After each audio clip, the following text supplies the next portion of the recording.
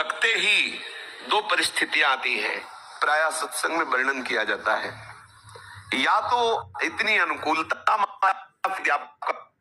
या प्रतिकूलता फेंक दी, आपको किसी भी स्थिति में भयभीत नहीं होना, कदम आगे बढ़ते रहो, ये सब प्रतिकूलताएं अनुकूलता के रूप में बदल जाएंगी।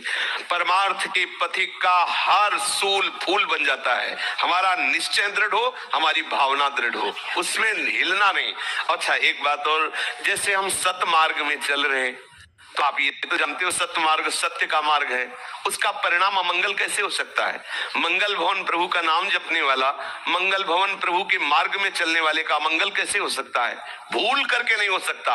अगर अमंगल हो रहा है तो जो अमंगल हमारा जमा था उसको कुछ कम करके नष्ट किया जा रहा है। एक बार हमने सुनाया था कि एक बाल्यावस्था से भजन परायण थे ब्रह्म ऋषि, तो वो यौवन अवस्था को प्राप्त हो गए थे, शालिग्राम साथ रखते और विरक्त होकर भजन करते।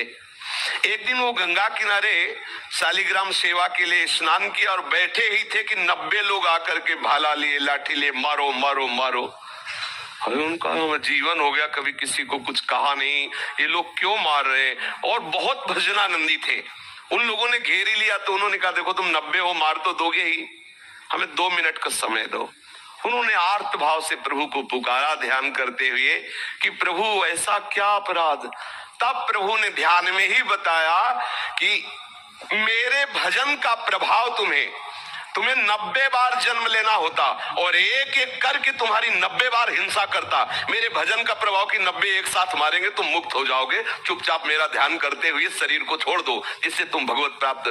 तो भगवान की शरण में आने पर, भजन करने पर हमारा बहुत बड़ा अपराध छोटे में कट जाता है। तो जैसे परमार्थ में शुरू हुए तो आपके अंदर एकदम प्रतिकूलता आनी शुरू हुई, बाहर से प्रतिकूलता आनी शुरू हुई, तो घबराने की जरूरत नहीं, सफाई शुरू हो गई।